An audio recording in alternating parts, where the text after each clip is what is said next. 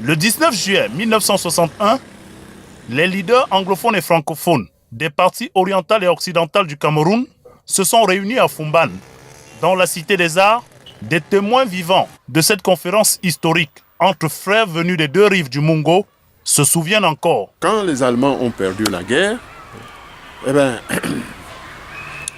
les Alliés, c'est-à-dire les Franco-Belges, ont gagné la guerre. Alors on a donc partagé le Cameroun en deux parties inégales.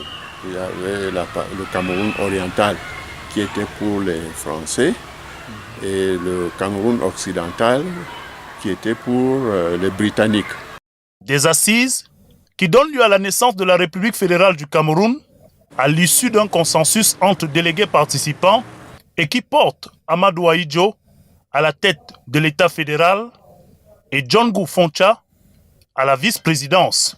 C'est après ce plébiscite qu'il fallait donc organiser à Fumban une conférence pour voir dans quelle mesure les deux entités qui avaient été séparées pendant plus de 40 ans devaient évoluer ensemble.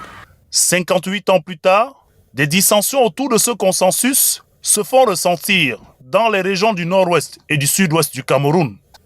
Un Cameroun qui depuis lors est passé par la réunification et l'État unitaire. Dans la cité haute du royaume Bamoun et de l'amorce du retour à l'unité, le vivre ensemble et le dialogue inclusif sont le vœu le plus cher. La conférence de Fumban et cette conférence-là, au cours de laquelle le pacte de la réunification a été scellé entre les deux Camerouns. Le Cameroun, l'ex-Cameroun oriental, sous tutelle française qui était déjà indépendant, et l'ex-Cameroun occidental. Ici à Fumban, la question et le contexte alimentent les conversations entre citoyens.